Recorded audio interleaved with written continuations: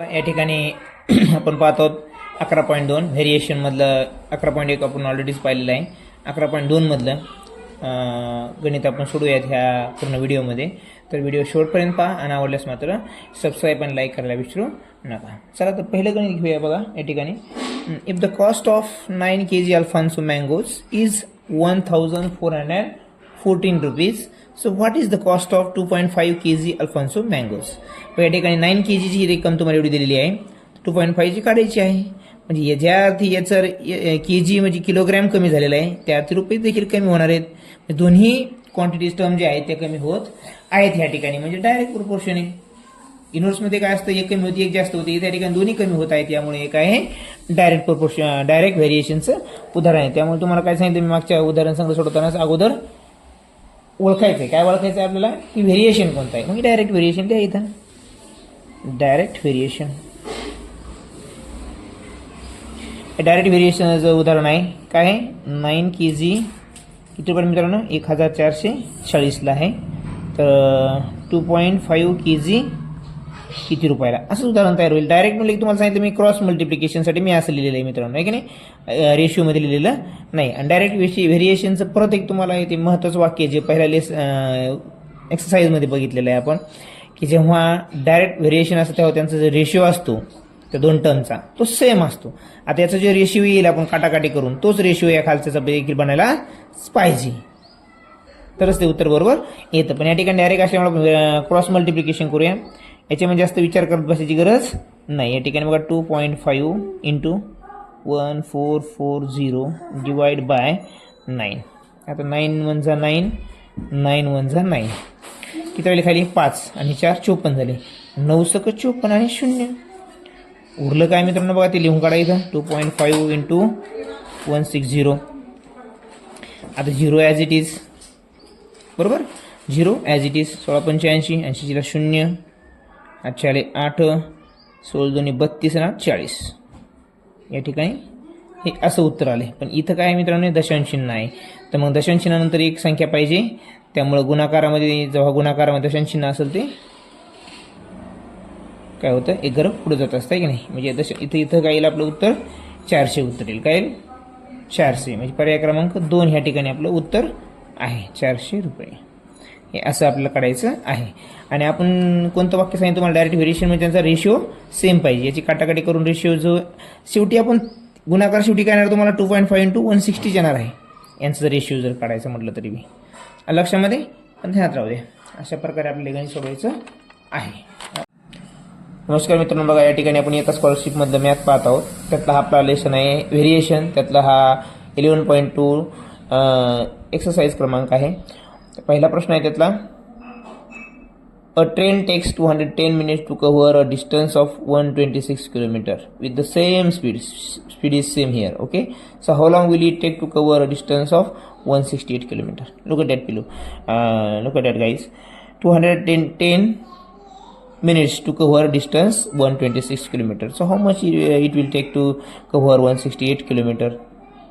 So we have to find out the time here, minute here actually. Okay, तर 210 ला 126. आता यामध्ये आपण काय पाहिलेलं आहे, इनवर्स. आता अगोदर व्हेरिएशन ओळखायचं. व्हेरिएशन कोणतं आहे, इनवर्स व्हेरिएशन. इनवर्स का बरं आहे, कारण 210 मिनिटं जर 126 किलोमीटर जायला जर घेतात तर 168 त्या सेम स्पीडनं, जर स्पीड तर सेमच आहे त्यामुळे 168 घ्यायला जास्तच वेळ लागणार, जास्तच मिनिटं लागणार मित्रांनो.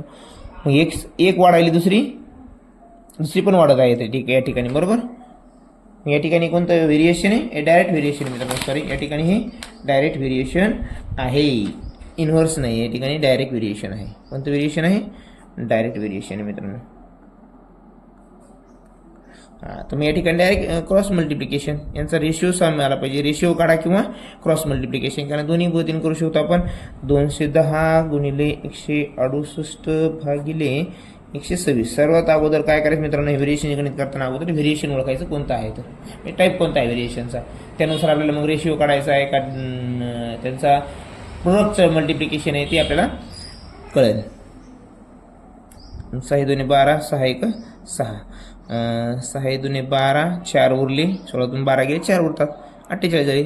6 8 48, पुन्हा 7 1 7 1 21, 7 28, 3 1 3, 3 7 21 हे झाले 70. 70 गुणिले 4 बरोबर किती आले? 280 किलोमीटर. म्हणजेच काय तर 168 मीटर किलोमीटर नाही, मिनिट विचारले आपल्याला, मिनिट घ्यायचं या ठिकाणी बघा. म्हणजे 168 किलोमीटर अंतर कापायला त्या ट्रेनला 280 मिनिट लागतील मित्रांनो. आणि लक्षामध्ये हे झालं आपलं क्रॉस मेथडनं. आता रेशिओ, मग या दोन्हीचा रेशिओ जो आहे तोच याचा बी रेशिओ येईल. ते पण तुम्ही करू बघा. इथं काय करायचं? 210, इथं 126. सेम हेच येणार आहे. शेवटी उत्तर तुम्हाला 17 गुणिले 4चंच मल्टिप्लिकेशन करायचं आहे. जरी तुम्ही रेशिओ यांचा कॉन्स्टंट राहत असतो हे माहिती आहे आपल्याला. त्याने जर गेली तुम्ही तर बरोबर. इथं काय इथं किलोमीटरच्या ठिकाणी किलोमीटर लिहायचं. आता हे जे काय आहे ते आपल्याला माहीत नाही. आता यांचा रेशिओ बघा अगोदर काय येईल तर काय इथं 3 जाईल. 3 चौक 12 आणि 3 दोन्ही 6. 3 7 21 आणि इथं 0 बरोबर. परत कितना जाऊ शकतो? हां 7 आहे. 7 चौक 42 आणि 7 आहे 70. 3 दोन्ही 6 आणि 3 दोन्ही नाही 42 6 करावं लागणार इथं आपल्याला. 42 6 आणि 2 10. यांचा रेशिओ किती आला मित्रांनो या ठिकाणी? 5:3 आला. तर या ठिकाणीही तुम्हाला जो रेशिओ आहे तो 5:3 यायला पाहिजे. तर तुम्ही अशी कोणती संख्या आहे की 3 गुणल्यानंतर 3 येईल? 3च त्यालाच इथं गुणायचं आहे. तेव्हा तुमचा रेशिओ देखील इथं 5:3 येणार आहे. अशा पद्धतीने देखील तुम्ही जाऊ शकता. हे गणित आपण पूर्ण केलं नाही करा तुम्ही. हे एवढं गणित तुम्ही घरी काटाकाटी करून रेशिओ समान करायचा. असं बी काढू शकता, पण हे सोपं आहे. डायरेक्ट व्हेरिएशन असेल तर डायरेक्ट क्रॉस मल्टिप्लिकेशन करा, उत्तर चुकणार नाही आहे तुमचं. बघा प्रश्न क्रमांक 3 आहे. The distance between Kolhapur and Nashik can be covered in 6 hours at the speed of 77 km/h. To cover the same distance same इथं आता बघा 5.5 hours by how much should be speed in km/h be increased. तर पहिल्या स्पीडपेक्षा बघा प्रश्न खूप भारी विचारला या ठिकाणी. पहिल्या स्पीडपेक्षा तुम्हाला नुसतं स्पीड किती असेल दुसऱ्या वेळेस ते नाही विचारलं. पहिल्यापेक्षा ती स्पीड कितीनं वाढलेली असेल हा प्रश्न विचारला. त्यामुळे ऑप्शन सगळे कमी आहेच. लक्षामध्ये कधी कधी तुम्हाला काय करतील माहिती का? जे तुमचा स्पीड नंतर जे वाढलेला आहे त्याचं बी ऑप्शन इथे देतील. माणूस मग उत्तर तर पहिल्या स्टेपला आलं लगेच तुम्ही त्याला टिक मार्क काढता. पण परीक्षेमध्ये चुकता. असं काही विचारलेलं असेल तर लक्ष द्या. तर काय केले बघा 6 गुणिले 77 कारण ते 6 hours लागतात. 77ची स्पीड आहे. या दोन्हीचं जर मल्टिप्लिकेशन केलं तर आपल्याला टोटल अंतर मिळेल. टोटल अंतर आलं 462. ते आहे नागपूर ते आपल्याला नाशिक ते कोल्हापूरचं डिस्टन्स आहे 462 किलोमीटर. लक्षामध्ये मित्रांनो आता आपल्याला डिस्टन्स कळाले. त्यांनी काय सांगितलं ते सेम डिस्टन्स आहे. सेम डिस्टन्स आहे. आपल्याला काय ओळखायचं आता? स्पीड किती असेल ही इथली स्पीड ओळखायची आहे. तर हे कोणतं व्हेरिएशन झालं मित्रांनो या ठिकाणी बघा बरं. स्पीड 77ची होती. 6 hours लागले. 462 अंतर कापलं. या ठिकाणी त्यांनी हावर्स कमी केले आणि जर स्पीड डिस्टन्स जर तेवढंच कापायचं असेल आणि वेळ जर कमी केला तर आपल्याला निश्चितच स्पीड वाढवावी लागेल. तरच आपण लवकर पोहोचू. म्हणजे जे दिलेलं इच्छित जे स्थळ आहे आपलं जितकं अंतर आहे ते आपण केव्हा वाढवू शकतो? जर वेळ कमी केला तर केव्हा ते कापू शकतो किंवा अंतर पार करू शकतो की जर जी स्पीड आहे ती जर वाढवली तर. म्हणजे या ठिकाणी स्पीड वाढलेली असणार आहे हे तर माहिती आहे आपल्याला बरोबर. आणि म्हणजे जे कोणतं प्रपोर्शन आहे एक वाढतंय एक कमी होते. वेळ कमी झाला आहे स्पीड वाढणार आहे. म्हणजे जे इन्व्हर्स प्रपोर्शनचं उदाहरण झालं. कोणतं? इन्व्हर्स. तुम्हाला सांगितलं मी अगोदर व्हेरिएशन ओळखा. गणित आपण भलेही कोणत्याही मेथड न करू पण बेस माहीत असला पाहिजे कारण पुढचे गणित बेसवर आहेत. इथं कॅल्क्युलेशन वगैरे तुम्हाला कुठं दिलेलं नसणार त्या ठिकाणी. तर हे माहीत असावं. इन्व्हर्स व्हेरिएशन मित्रांनो कोणतं व्हेरिएशन आहे? Inverse variation. व्हेरिएशनचं कळलं आपल्याला. आता हे सॉल्व्ह करायचं. इन्व्हर्स व्हेरिएशनमध्ये काय सांगतं ते प्रोडक्ट सेम असतो. म्हणजे मल्टिप्लिकेशन त्या दोन टर्मचं सेम असतं. बघा या ठिकाणी ऑलरेडी मल्टिप्लिकेशन सेम दिलं आहे आपल्याला बरोबर. तर या ठिकाणी कोणती संख्या असेल म्हणजे हे 5.5ला कोणत्या संख्येने गुणलं मग 462 येईल या पद्धतीने देखील काढू शकतो आपण. किंवा आपली जी मेथड आपण ज्या मेथडनं आवडली तर आपण काढत आलो होतं आतापर्यंत गणित त्या मेथडनं देखील आपण हे आपला जो प्रॉब्लेम आहे तो आपण सॉल्व्ह करू शकतो. लक्षामध्ये आता कसं करणार तुम्ही या ठिकाणी 6 गुणिले 77 462. तर यालाच आता याला सोडवायचं म्हणजे सोडवणार बघा या ठिकाणी 5 1/2 = 462 अगोदर हे सॉल्व करून घेऊया. बघा 5 1 5 5 दोन्ही 5 दोन्ही 10 10 ने 11 11/2 बरोबर 462. इथले x आपल्याला काढायचं आहे असं गृहीत धरूया आपण. ओके, तर या ठिकाणी काय होईल मित्रांनो बघा 11x बरोबर 462. हे इकडे खाली गुणिले इकडे गुणिले जायतील ते जे भागाकारातले आहे ते. बरोबर, आता आपण काय करणार डायरेक्ट 11 या संख्येला भागणार आहोत. बरोबर, कारण की हे 11 इकडे एक्स ची व्हॅल्यू काढायसाठी हे 11 आपल्याला खाली घ्यावं लागेल छेदामध्ये आणि मग भागाकार करावं लागेल. त्यापेक्षा काय करायचं मित्रांनो, परीक्षेमध्ये वेळेसण्यासाठी इथंच काटाकाटी करायची. 11 4 44 उरला किती खाली 2 उरले आणि 2 22 झाले मित्रांनो. 11 2 22 तर 42 आणि उरलं काय मग आपलं 2. मग 42 गुणिले 2 बरोबर 84 मित्रांनो. या ठिकाणी 84. हे झालं आपलं ॲक्च्युअल उत्तर. आपलं ॲक्च्युअल जी स्पीड आहे ती स्पीड किती होणार आहे आपली 84 km/h. पण त्यांनी काय विचारलंय परीक्षेमध्ये, तुम्हाला हे पण ऑप्शन देतील एखाद्या वेळेस प्रश्नामध्ये, तर आपलं तिथं गोंधळ होऊ शकतो. त्यांनी विचारलंय की पहिल्यापेक्षा कितीनं स्पीड वाढवावी लागेल हे अंतर पार करण्यासाठी 5.5 तासामध्ये. तर पहिलं किती होतं मित्रांनो, 84 आलेलं नवीन. पहिलं कमी होतं 77. म्हणजे कितीची वाढ करावी लागली आपल्याला, त्याची वजाबाकी केली की आपल्याला वाढ कळलं 7. हे 2 नंबरचं उत्तर आहे आपलं. लक्षामध्ये बघा या ठिकाणी 12 workers can complete a piece of work in 10 days. If the number of workers are reduced to 1/3 of the original number, then how many more days would be required to complete the same work? बघा या ठिकाणी 12 workers आहेत, 10 दिवसामध्ये एक काम पूर्ण करतात. काम कोणतं जरी असलं ते आपल्याला छेदामध्ये लिहावं लागतं. ते कोणत्याही स्वरूपाचं, खड्डे खांद्याचं असेल, हार करायचा असेल किंवा होमवर्क कम्प्लीट करायचं असेल, काहीही असू शकतं. खड्डे खांद्याचं असतील, रस्ता तयार करायचा असेल, ते काम जे स्वरूप असतं ते कामाचं ते खाली. बरोबर, तर 8 माणसं ते काम सेम सांगितलं, त्यामुळे एक्सला एक्स किती दिवसात पूर्ण करतील असा हा प्रश्न आहे. बरोबर, त्यांनी काय सांगितलं पण याच्यामध्ये एक मोठी गोष्ट, जर कामगारांची संख्या म्हणजे 12, हे ओरिजिनल जे कामगार आहेत 12 यांची संख्या जर 1/3 केली, 1/3 केली म्हणजेच काय करायचं त्याला 1/3 ऑफ द ओरिजिनल नंबर. 3 1 3 3 चौक 12 या ठिकाणी 4 न कमी केली, reduce to 1/3 of the original number. Original नंबरच्या 1/3 जर केली तर 4 येईल. 4 न कमी करायची, 4 न कमी करायची, 12तून 4 कमी करायची, म्हणजे 4च उत्तर आपलं नाही, ते 8 होईल. त्या ठिकाणी किती राहतील, ते 8 राहतील. तर ते 8 किती दिवसामध्ये ते काम पूर्ण करतील असा प्रश्न विचारलाय. तर या ठिकाणी इनव्हर्स प्रोपोर्शन आहे अशा याच्यामध्ये आपल्याला तर माहितीच आहे मित्रांनो. बघा तरी पण 12 जे वर्कर्स आहेत ते 10 दिवसात काम करतात. बरोबर, हे मग 4 जे आहेत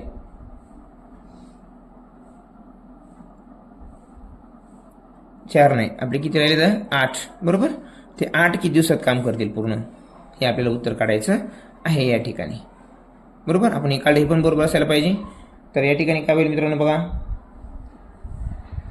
तर आता हे इनव्हर्स प्रोपोर्शन आहे. इनव्हर्स प्रोपोर्शन असलं म्हणजे यांचा प्रोडक्ट कसा असायला पाहिजे, सेम असायला पाहिजे. 12 120, यांचा प्रोडक्ट किती आला 120 आला. तर 8ला कोणत्या संख्येनं गुणलं म्हणजे आपल्याला 120 उत्तर येईल. इनव्हर्स प्रोपोर्शन त्यांचा प्रोडक्ट सेम असतो 120. बरोबर, तर काय म्हणते ते, then the how many more days would be required to complete the same works. जे उरलेले जे कामगार आहेत त्यांना हे काम करायला किती दिवस लागतील. मग याला किती मल्टिप्लाय करावं लागेल मित्रांनो आपल्याला बघा 15. जेव्हा इथं आपण 15 घेऊ, 15 8 20 तो 83.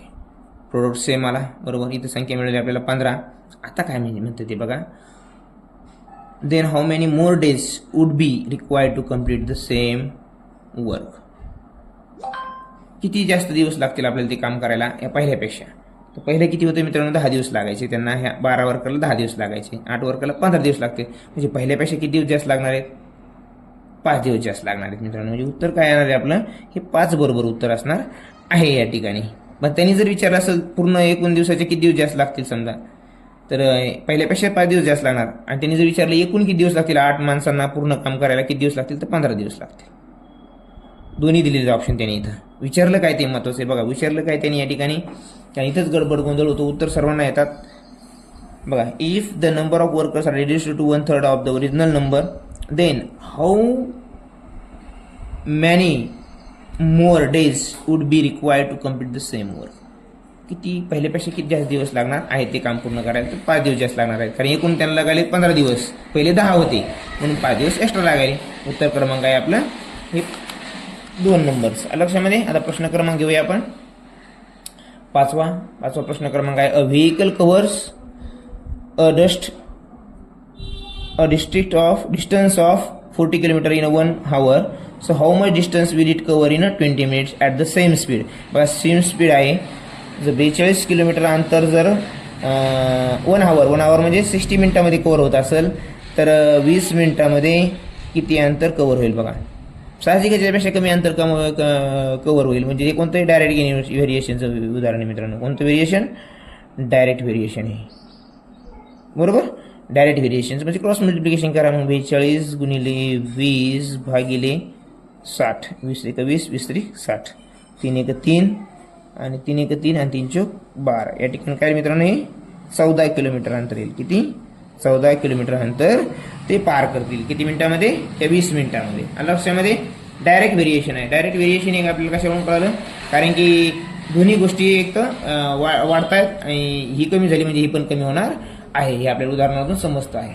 आणि ऑप्शन पण तसे दिलेले आहेत, त्यावरून ओळखायचं मित्रांनो. किती? 14 किलोमीटर अंतर पार करतील ते 20 मिनिटामध्ये.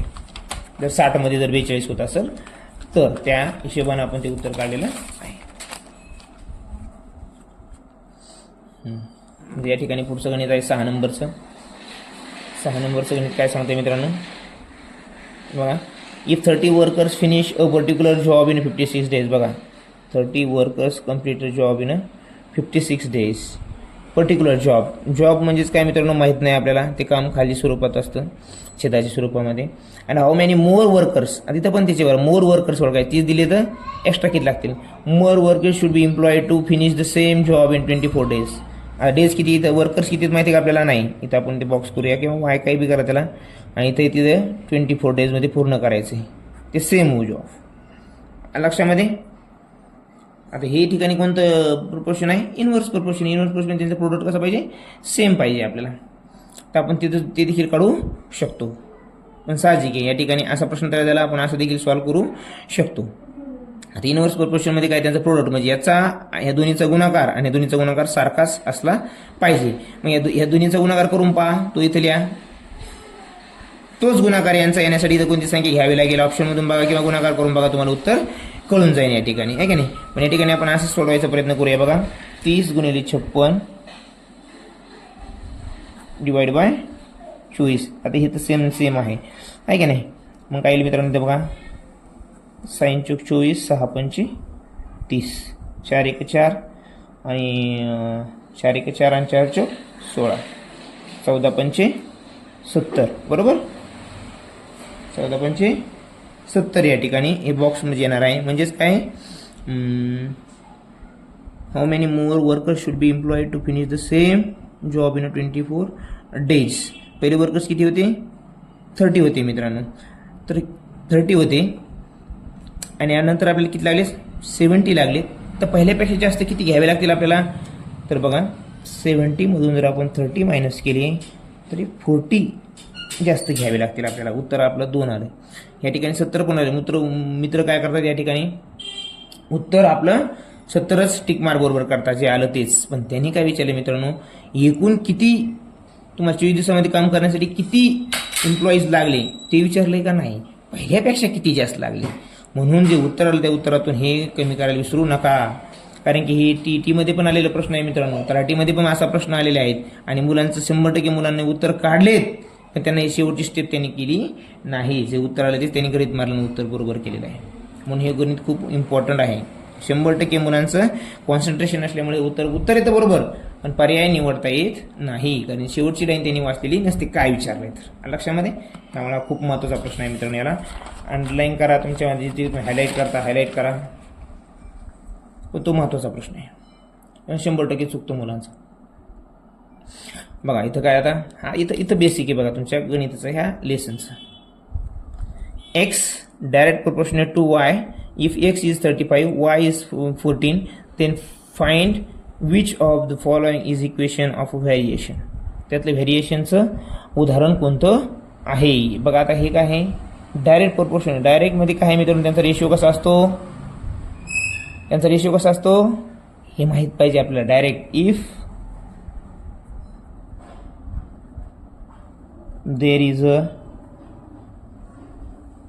डायरेक्ट व्हेरिएशन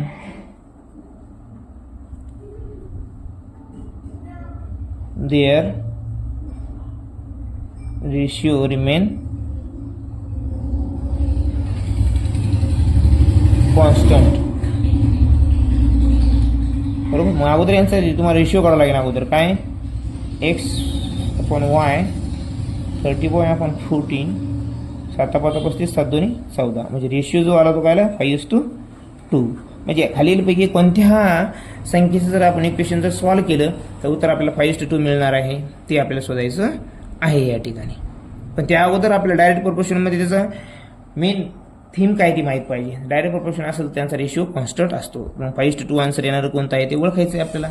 बघा हे तर प्लस आणि मायनसचे आहेत आणि हे साईनचे जर इकडे गेल्या 0च्या इकडे समजा =2च्या इकडे जर इनिंग घातली तर आन्सर प्लस किंवा मायनसमध्ये येणार आहे. आपल्याला ते कोणत्या स्वरूपामध्ये पाहिजे आपल्याला 5:2 रेशिओच्या स्वरूपात पाहिजे. बघा या ठिकाणी ही जी संख्या आहे म्हणून पहा इथे एक नंबरचं 2x = 5y. तर अगोदर काय लिहा मित्रांनो x/y लिहा. बरोबर. आता हे जे x सोबत जे आहे ते y सोबत जाईल 2 इथं येईल आणि हे जे आहे हे x सोबत येईल. मग 5:2 आपला रेशिओ मिळाला की नाही. मग कोणता जो ऑप्शन आहे तो एक नंबरचा ऑप्शन आहे. एक नंबरचा ऑप्शन असा आहे की तो आपल्याला हे उत्तर दाखवतो. हे उत्तर आहे आपलं एक नंबरचं. याची जर मान्य केली बघा 2ची मान्य करून पहा 2y = 5x. तर काय येईल मित्रांनो y बरोबर काय येईल 5 येईल आणि x बरोबर काय येईल 2 येईल. तर x बरोबर 2 आहे का नाही. x बरोबर 5 पाहिजे आपल्याला. म्हणजे हे आपल्या बरोबर दाखवणार आहे का नाही. आणि हे दोन तर प्लस मायनसमध्ये जातील त्यामुळे त्याचं उत्तर येऊ शकत नाही. पर्याय क्रमांक 1. अशा करतो तुम्हाला हे समजलं असावं मित्रांनो. बघा 11.2 मधलं आपलं हे शेवटचं गणित आहे. आय थिंक शेवटचंच आहे. नाही अजून एक बाकी याच्यामध्ये मित्रांनो. असो बघा समजेल अशा भाषेमध्ये सांगतोय. व्हिडिओ आवडत असेल तर मित्रांनो लाईक करायला मात्र विसरू नका. बघा या ठिकाणी काय आहे fill in the blank with the correct alternatives. प्रश्न खूप मोठा आहे. पुस्तक तुमच्याकडे आहे तुम्ही पाहू शकता पूर्ण काय दिलं आहे. तर पण मेन थीम काय आहे ते तुम्हाला मी सांगतो. या ठिकाणी बघा x ची व्हॅल्यू दिली आहेत आणि y ची दिली आहेत. त्यातले व्हेरिएशन ओळखायचं आहे आपल्याला आणि व्हेरिएशन ओळखून याच्यामध्ये ही जी फिल इन द ब्लँक्स आहे इथं काय येईल ते बघायचं. बरोबर. बघा आता इथं 4 आहे इथं 6 झालेत इथं 24 आहे इथं माहीत नाही किती इथं. पण इथं काय झाली संख्या मित्रांनो ही कमी झाली तर इथली कमी व्हायला पाहिजे की नाही. आपल्या व्हेरिएशनमध्ये काय सांगितलं डायरेक्ट व्हेरिएशन जर असेल तर एक संख्या कमी झाली दुसरी पण कमी होते. दुसरी एक जर वाढली दुसरी पण वाढते. हे डायरेक्ट व्हेरिएशनचं कॉम्बिनेशन आहे. पण जर इन्व्हर्स असेल तर एक वाढते एक कमी होते. बघा या ठिकाणी एक कमी झाली एक खालची वाढली याच्या तुलनेमध्ये. समजलं. मग इन्व्हर्स व्हेरिएशनमध्ये तुम्हाला काय सांगितलेलं आहे मी त्यांचा प्रोडक्ट सेम असतो. काय असतो सेम असतो. बघा मग 4 × 6 यांचा प्रोडक्ट किती येईल 24. 8 त्रिक 24 याचा 24 आला. मग याचा प्रोडक्ट सेम येण्यासाठी किती पाहिजे मग 1 घ्यावा लागेल मित्रांनो. 24 × 24 म्हणजेच आपल्याला समजलं हे इन्व्हर्स व्हेरिएशन आहे आणि याची व्हॅल्यू जी आहे त्या ब्लँकची ती 1 आहे. उत्तर क्रमांक 2 बरोबर आहे. इतकं सोपा प्रश्न होता हा. लक्षामध्ये फक्त मेन बेसिक माहीत पाहिजे आपल्याला डायरेक्ट व्हेरिएशन आणि इन्व्हर्स व्हेरिएशनमध्ये काय आहे. वारंवार मी हेच सांगतोय डायरेक्ट व्हेरिएशनमध्ये रेशिओ सेम आणि इन्व्हर्स व्हेरिएशनमध्ये प्रोडक्ट सेम. त्या 2 टर्मचा ओके सेम क्वांटिटीचा. आता काय प्रश्न मित्रांनो बघा शेवटचा प्रश्न आहे. आता there is a direct variation between बघा ऑलरेडी दिले त्यांनी. आता डायरेक्ट व्हेरिएशन काय दिलं त्यांनी ऑलरेडी सांगितलं त्यांनी डायरेक्ट व्हेरिएशन आहे between the circumference and the radius of a circle. When circumference is 22 centimetre the radius is 3.5 centimetre. What is the circumference if the radius is 35 centimetre. बघा या ठिकाणी त्यांनी काय दिलं आहे 220 त्यांनी काय दिलेलं आहे सर्कमफरन्स दिला आहे आणि हे काय दिलं त्याचं रेडियस काय दिलं आहे 3.5. यांच्यामध्ये डायरेक्ट व्हेरिएशन आहे. कोणतं व्हेरिएशन डायरेक्ट व्हेरिएशन म्हणजे क्रॉस मल्टिप्लिकेशन मित्रांनो. बरोबर.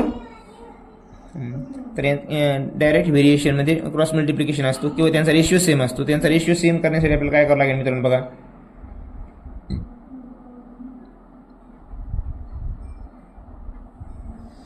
इथं काय करावं लागेल आपल्याला, आता हे 0 कट करूया, इथं वर मांडूया पॉईंट घालण्यासाठी. त्यांचा रेशो काढून घेऊया आपण अगोदर. 5 7 35 मित्रांनो, 5 चोक 20, उरले किती मित्रांनो, 2 उरले. किती उरले, 2 उरले. या लक्षामध्ये पुन्हा 5 चोक 20 आणि हे पुन्हा एक 0 वाढलं तर 440 होईल ते, आहे की नाही. मग 440 होत असं, 440च होईल मित्रांनो. किती होईल ते, 440 होईल. मग याचा रेशिओ काय आला, 440/7, किंवा याला 7 भाग होता बघा बरं आपण. 7 1 7 आणि 7 5 35, 7 चौक 42, नाही जास्त भाग जाणार नाही. मग यांचा रेशिओ काय आला, 440/7. तर परत कोणत्या संख्येचा रेशिओ, आता इथं काय दिले, इफ द रेडियस इज 35, दुसरा रेडियस किती दिली मित्रांनो या ठिकाणी, 35 दिली, बरोबर. तर या ठिकाणी 44/7 येण्यासाठी इथे किती असायला पाहिजे, मग 220 घेऊन पाहू बघा बरं इथं काय होईल. तर नाही, 440 येण्यासाठी इथं पण 0 घ्यावं लागेल, वाढवावं लागेल आपल्याला, की नाही. तर काय होईल, तर 5 7 35, 5 चोक 20, परत 2 उरले, 5 चोक 20, 44/7. सॉरी, इथं 22 सेंटीमीटर, हां सरकमरच 22 दिलं तर, सॉरी 0 नाही या ठिकाणी, एकच 0 वाढलं. म्हणजे या ठिकाणी काय येणार आन्सर आपलं, 44/7 येईल. यांचा रेशो काय येईल, 44 सॉरी इथं ठिकाणी बघण्यात राहिलं आपलं, हे 44 222/3.5 आहे.